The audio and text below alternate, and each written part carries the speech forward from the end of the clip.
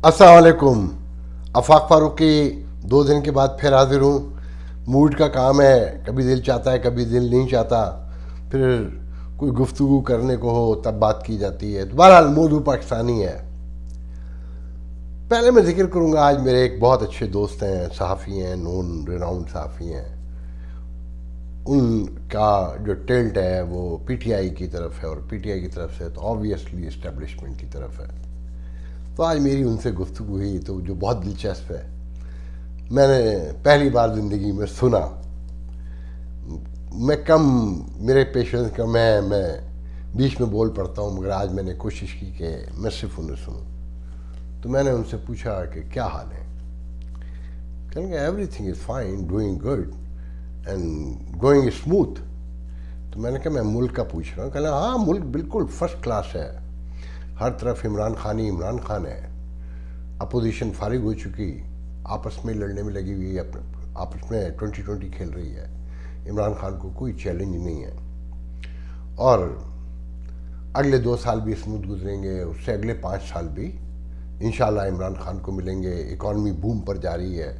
صرف چڈی بنیان جو ہے اس نے ریکارڈ قائم کیا ہے. آئی ٹی میں بھی بہت بڑی یعنی کہ ایکسپورٹ ہوئی ہے، بھیجی گئی ہے.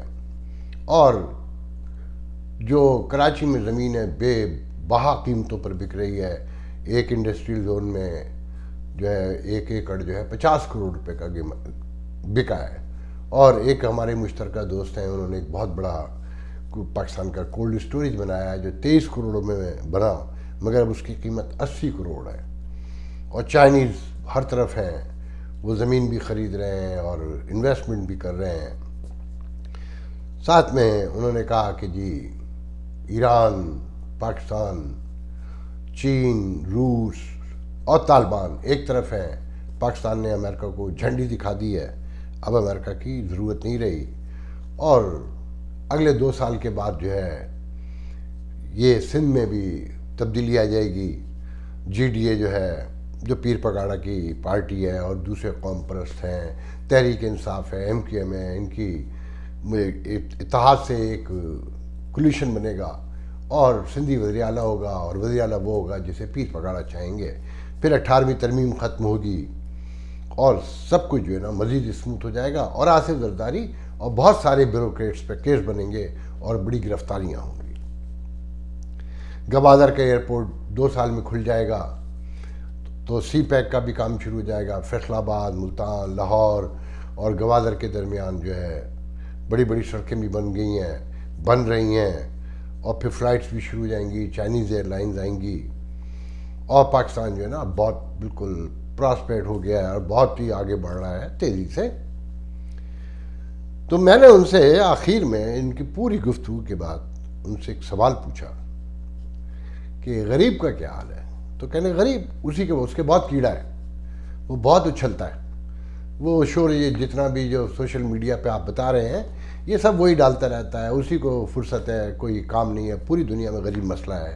مڈل کلاس یا جو ہے وہ آگے بڑھنے کی اس میں جستجو میں بزی ہے، اور جو آلریڈی امیر ہے وہ 4 سے 8 بنانے کے چکر میں. اور یہ غریب فارغ ہے، لگے رہتے ہیں، شور کرتے رہتے ہیں. یہ پوری دنیا میں ان کا ایک جیسا حال ہے اور ان کی کوئی نہیں سنتا. تو یہ تو میں نے لکھ کے رکھا ہے سارا کچھ، کہ یہ تو انہوں نے مجھے بتایا کہ یہ حالات ہیں اور ایوری تھنگ از اسموتھ. اب جو پاکستان کے انٹلیکچوئلز ہیں 2-3 جن سے میری اکثر بات ہوتی رہتی ہے، جو معاملات کو بہت سنجیدہ طور پہ دیکھتے ہیں، ان سے جو میری بات ہوئی وہ یہ ہے. انہوں نے مجھ سے ایک نے پوچھا کہ یہ جو خان نے ایچ بی او کو انٹرویو دیا ہے، آپ کے خیال میں جو اس نے ایبسلوٹلی ناٹ کہا، اسے آپ کیسے دیکھتے ہیں؟ تو میں نے کہا حضور میرا تو چھوڑے، پہلے آپ بتائیں آپ کیسے دیکھتے ہیں. تو کہنے لگے ہمارے آپ کے خیالات ایک جیسے ہی ہیں، مگر ہم پھر بھی آپ سے جاننا چاہیں گے. تو میں نے ان سے پوچھا کہ آپ یہ بتائیے آپ کی سرکاری تنخواہیں کہاں سے جاتی ہیں؟ تو کہنے لگے آئی ایم ایف سے، ورلڈ بینک سے اور اس طرح کے اداروں سے. میں نے کہا زیادہ تر امداد کہاں سے ملتی ہے؟ مختلف مدعے ہیومن رائٹ سے لے کر اور امپاورمنٹ آف وومن اور جتنے بھی کہنے لگے ویسٹرن ورلڈ سے. تو میں نے کہا یہ بتائیے جو آپ کی ایکسپورٹ ہے، جو آپ بھیجتے ہیں سامان، جس پہ کہا جا رہا ریکارڈ تاریخی واقعہ ہوا ہے کہ بوم پہ گئی، وہ کہاں جاتا ہے؟ ان کا جی ویسٹرن ورلڈ میں امریکہ اور اس کے علائی ملک جو ہیں وہاں جاتا ہے. تو میں نے کہا اس کی روشنی میں آپ مجھے بتا دیں کہ آپ ایبسلیوٹلی ناٹ ان سے کہہ سکتے ہیں، پبلک کو آپ جو چاہیں کہیں. کہ ہاں یہ بات تو ہے.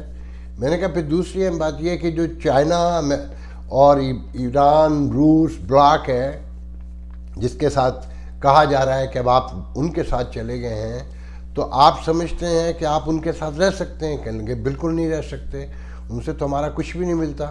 ان سے کچھ پیسے مل جائیں بڑی اچھی بات ہے، مگر جو ویسٹرن ورلڈ سے ہماری ٹریڈیشنل ریلیشن ہے، جو ہمارا cultural religious even back ground ہے تعلقات کا، وہ تو میچ نہیں ہوتا. تو میں نے کہا اس کی روشنی میں فیصلہ کر لیں. تو مجھ سے پوچھنے کی کیا ضرورت ہے؟ میں نے کہا دوسری اہم بات کہ کیا پاکستان چاہتا ہے کہ امریکہ افغانستان سے مکمل چلا جائے اور یہاں صورتحال کو پہلے کی طرح چھوڑ دے؟ کہنے لگا بالکل نہیں چاہتا. تو میں نے کہا اس روشنی میں بھی فیصلہ کر لیں کہ پاکستان ایبسلیوٹلی ناٹ کہہ سکتا ہے. دوسرے، کیا طالبان ٹھیک ہے کہ امریکہ جا رہا ہے، اس کی کیا اسٹریٹجی ہے، میں اس پہ بعد میں آؤں گا، مگر کیا وہ ایک اکلوتی فورس ہے جنہوں نے گزشتہ 20 سال لگائے وہ سب خاموش ہو جائیں گے؟ کہنے کہ نہیں ہوں گے. تو میں نے کہا گھمسان کا رن پڑے گا نا، کسی کی ضرورت پڑے گی تو کیا وہ چائنا پوری کرے گا، روس پوری کرے گا، ایران پوری کرے گا خالی، یا تو ان کا نہیں، وہ تو ویسٹرن ورلڈ ہی کر سکتا ہے. تو میں نے کہا بات ختم ہو گئی. تو اس کی روشنی میں سارے سینیریو کو دیکھیں. پھر ساتھ میں جو سوشل میڈیا ہے جسے یہ کہہ کر ڈسکارڈ کیا جا رہا ہے کہ یہ تو غریب ہیں، لگے ہوئے ہیں، مگر کیا غریب واقعی اتنے کمزور ہو چکے ہیں، مکمل طور پہ فارغ ہو چکے ہیں کہ وہ چڈیاں پہنے ہوئے ہیں اور بارش کے انتظار میں بیٹھے ہیں کہ وہ بارش ہوگی تو وہ نہائیں گے اور انہیں سکون ملے گا؟ اب ان کا کوئی نام لیوا دنیا میں نہیں ہے اور ان کی کوئی سننے والا نہیں ہے. یہ جمہوریتیں اور یہ ہیومن رائٹس یہ سب مطلب ختم ہو گئے. یہ ٹھیک ہے کہ آپ اپنے نیشنل انٹرسٹ میں یہ کہہ رہے ہیں کہ چائنا میں ایسا کچھ نہیں ہو رہا جیسا ویسٹرن ورلڈ بتا رہا ہے، آپ پیسے لے رہے ہیں، آپ چپ ہیں. یہ تو ہمیشہ سے دنیا میں ہوتا آیا ہے. آپ کو کشمیر میں اپنا فائدہ ہے تو وہاں کے مسلمانوں کو آپ کو تکلیف روز نظر آتی ہے. آپ اس پہ ہیومن رائٹس کا شور بھی مچاتے ہیں، آپ اس میں نیشن کے تھیوری بھی لے کر آتے ہیں، اس میں آپ زمین کا معاملہ بھی اٹھاتے ہیں، سب کچھ ہے. اور وہاں آپ کہتے ہیں کہ ویسٹرن ورلڈ بے حسی دکھا رہا ہے کہ فلسطین کے معاملے میں آپ کو ہیومن رائٹس نظر آتے ہیں، مگر غیور کے معاملے میں آپ کہتے ہیں کہ جہاں چائنا ہمارے ساتھ کھڑا ہے، ہمارے برے وقتوں میں آتا ہے اور ہمارے ان کے آپسی کے معاملات ہیں، ہم بند کمروں میں گفتگو کرتے ہیں، مگر دوسرے پڑوسی سے آپ لڑنے مرنے کو تیار ہیں. اور ویسٹرن ورلڈ پروف کے ساتھ دکھا رہا ہے کہ ٹرکی میں سینکڑوں خواتین مارچ کر رہی ہیں، چائنیز غیور مسلمان خواتین جو 300 میل تک جائیں گی، جن کے بچے غائب ہیں، جو مختلف کیمپوں میں پڑے ہیں، مگر آپ اپنے مقاصد کے لیے چپ رہیں گے. یہ درست ہے کہ غریبوں کا کوئی پوچھنے والا نہیں رہا، اخلاقیات تبدیل ہو گئی ہیں، اب اخلاقیات کا عام زندگی سے کوئی لینا دینا نہیں ہے. اخلاقیات بھی غریبوں کے لیے رہ گئی ہیں کہ اگر غریب کے محلے میں کوئی واقعہ ہو جائے تو وہ آپس میں ایک دوسرے کا تماشا بنا دیتے ہیں، مگر اشرافیہ میں وہی کام ہو تو کہا جاتا ہے یہ پرسنل ہے اور اس کے خلاف بولنا اخلاقیات کے منافی ہے. تو یہ باتیں آپ سارے لوگ غور سے دیکھیں. میں تو صرف اتنا ہی کہوں گا کہ جو ہو رہا ہے یہ نئے زمانے کے نئی روایتیں ہیں، مگر یہ زیادہ عرصے چلے گا نہیں. یہ مصنوعیت ہے اور یہ سوفسٹیکیشن جسے کہتے ہیں نا، تصنع، بناوٹ، یہ زیادہ دیر قائم نہیں رہ سکتی. سچائی ایک دن پریویل کرتی ہے اور وہی کرے گی. خان صاحب لاکھ کہیں کہ اگر کم کپڑے پہن کے کوئی نکلے گا تو وہ اٹریکٹ تو کرے گا. واہ خان صاحب واہ، آپ کو سلوٹ کرنے کو دل چاہتا ہے کہ آپ کے کیا تھاٹ ہیں، آپ نے کس طرح زندگی گزاری. جناب یہ سارا معاملہ ہے انصاف سے، قانون سے، میرٹ سے جڑا ہوا. کہ میں آپ کو ناظرین اپنے ساتھ میں یہ بتاتا چلوں کہ آج سے چند سال پہلے دنیا نیوز پہ نذیر ناجی کے جو صاحبزادے ہیں، انیق ناجی از اے ریناؤنڈ جرنلسٹ آلسو، انہوں نے میرے ساتھ ایک پروگرام کیا تھا اور اسی حوالے سے گفتگو کی تھی. تو ویسٹرن ورلڈ اور مشرق کا فرق سمجھنے کی کوشش کی جا رہی تھی. تو میں نے کہا تھا سب سے پہلے ذہن میں رکھیں، یہ جو آپ کا میڈیا ہے نا، یہ فالو کرتا ہے، یہ انڈیا کا میڈیا ہو پاکستانی میڈیا فالو تو کرتا ہے ویسٹرن ورلڈ کو، مگر اپنی سوسائٹی میں وہاں کی کوئی ایک نارم سی نہیں ہے، ایک بھی نارم وہاں کی نہیں ہے. اور یہ منافقت تشدد کو جنم دے گی، اور اتنے بڑے تشدد کو جنم دے گی کہ کوئی سوچ بھی نہیں سکتا. کہ اس کا ثبوت میں نے یہ دیا کہ میری بیٹی امریکہ میں، یورپ میں کہیں پر بھی پیدا ہو، پلی بڑی ہے، امریکہ میں پلی بڑی ہے، یہیں پیدا ہوئی ہے. وہ جس ڈریس میں اس وقت موجود ہوگی نا، جہاں کہیں بھی اس وقت شہر میں موجود ہے، وہ پورے امریکہ پورے ویسٹرن ورلڈ میں چلی جائے، اسے کوئی چونک کر نہیں دیکھے گا، اس لوگوں کو پتہ نہیں چل سکے گا کہ وہ مقامی ہے کہ اجنبی ہے. مگر آپ کے یہاں یہ سچویشن ہے کہ جو ایم عالم روڈ پہ لڑکی پھر رہی ہے، اور ڈی ایچ اے کراچی میں، یا کلفٹن کراچی میں، یا ماڈل ٹاؤن لاہور میں، وہ شالمی بھاٹی یا لالو کھیت ناظم آباد نہیں جا سکتی، کیونکہ اس کا کلچر، اس کا لباس، اس کا لہجہ، اس کا فیچر سب کچھ الگ ہے. تو آپ نے تو مختلف کلچر بنا دیے ہیں. خاصا اپنے سینے میں، اپنے گریبان میں جھانکیے اور بتائیے کہ جن لوگوں میں آپ پاکستان میں بھی اٹھتے بیٹھتے رہے ہیں، کیا ان کو دیکھ کر بھی آپ کی نظریں نیچے نہیں جھک، آپ کی نظروں میں وحشت ناشتی تھی، یا آپ نارمل رہتے تھے؟ بہرحال ایک لمبی بحث ہے. ذہن میں رکھیے کہ نئی اخلاقیات یہ ہیں کہ ریاست مدینہ کا جو امیر المومنین ہے، وہ کہتا ہے غیر مسلمانوں پہ کوئی ظلم نہیں ہو رہا.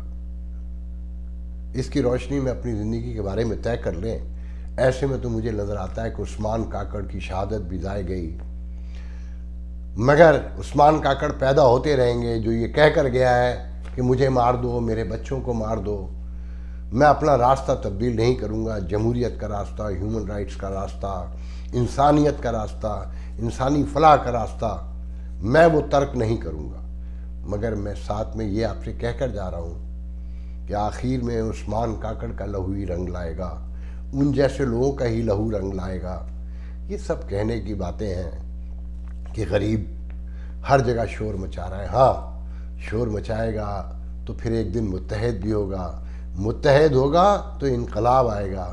اور یہ انقلاب ایک دن آنا ہے، آج نہیں، کل نہیں، پرسوں نہیں، سال بعد، 1 صدی بعد، 2 صدی بعد.